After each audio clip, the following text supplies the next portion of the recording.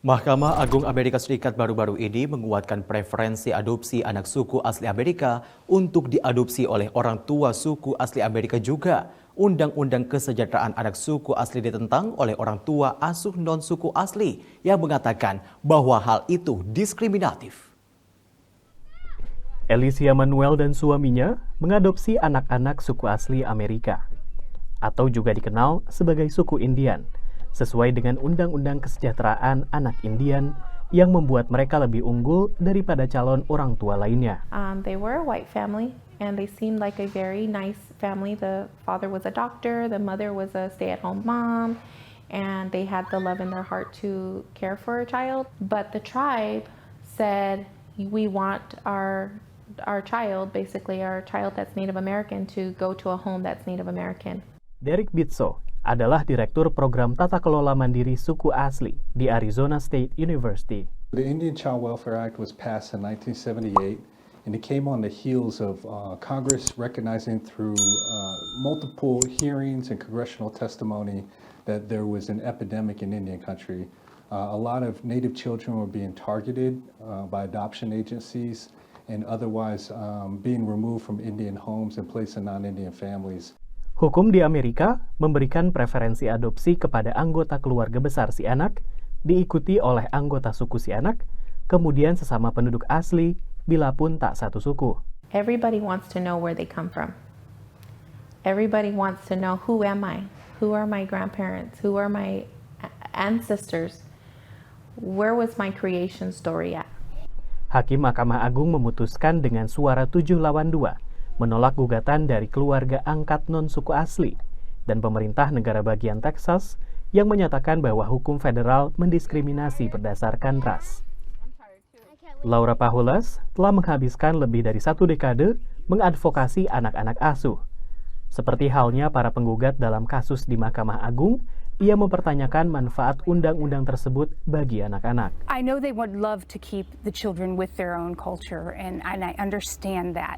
But if there's no one to care for that child within their environment, then I think it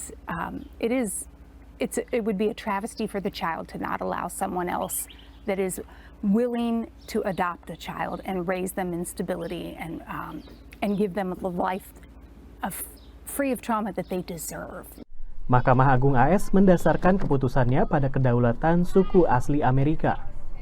MAAS juga tidak menanggapi argumen bahwa preferensi adopsinya bersifat diskriminatif secara rasial. Menurut dokumen pengadilan, sebelum Undang-Undang Kesejahteraan Anak Suku Asli atau ICWA ini disahkan pada 1987, sekitar 25-35% anak suku asli yang diadopsi dibawa keluar dari wilayah suku asli Amerika. Kebanyakan dari mereka ditempatkan di keluarga kulit putih atau asrama dengan tujuan asimilasi ke dalam budaya kulit putih. Dari Washington DC, saya Rio Tuasikal dan tim VOA. Pemirsa, sejumlah wilayah di Amerika Serikat mencatatkan suhu tertinggi dan terlama dalam sejarah. Tidak hanya fisik, kesehatan mental warga pun bisa berpengaruh. Sepertiga warga AS menghadapi gelombang panas yang menyapu wilayah California di barat hingga Florida di timur. Tak hanya Amerika Serikat, gelombang panas juga dirasakan sejumlah negara di Eropa. Penasihat cuaca panas ekstrim PBB memperingatkan akan kemungkinan kondisi bertambah parah. These events will continue to grow in intensity and the world needs to prepare for more intense heat waves. The recently declared El Nino is only expected to amplify the occurrence and intensity of extreme heat events. So we're in for a bit of a ride, I'm afraid. And they will have quite serious impacts on human health and livelihoods. Phoenix, Arizona mencatat suhu panas ekstrim terlama dalam 19 hari berturut-turut. Sementara di Death Valley, California, wilayah terpanas di AS, suhu mencapai 55 derajat Celcius. Sejumlah tunawisma di kawasan Palm Springs, California, terpapar suhu 48 derajat Celcius. The heat was so hot yesterday. A few of the guys that are camped out here said that there was somebody that had a heat stroke and possibly, I think they died. California merupakan negara bagian dengan jumlah warga tunawisma terbanyak di Amerika Serikat. Data Departemen Perumahan dan Pembangunan Kota Amerika Serikat menunjukkan di California ada 171.500 warga yang alami ketunawismaan. Di kota besar seperti San Francisco, penyebab utama ketunawismaan adalah tidak tersedianya tempat tinggal terjangkau secara merata menurut Biro Konsultansi McKinsey & Company. Pertanian California yang merupakan salah satu sektor signifikan di negara bagian tersebut juga terdampak. Meski tak alami kekeringan, pekerja tak bisa berlama-lama di luar ruangan. We'll cut the working hours off an hour or two just because it's too hot in the afternoon to be working outdoors. Tak hanya fisik, suhu panas ekstrim berdampak pada kesehatan mental manusia.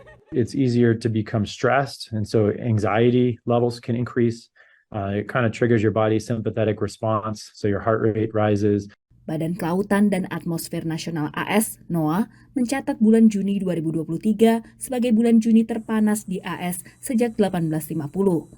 Sejumlah ilmuwan menyebut rata-rata suhu bumi tahun ini adalah yang terpanas dalam sejarah bumi.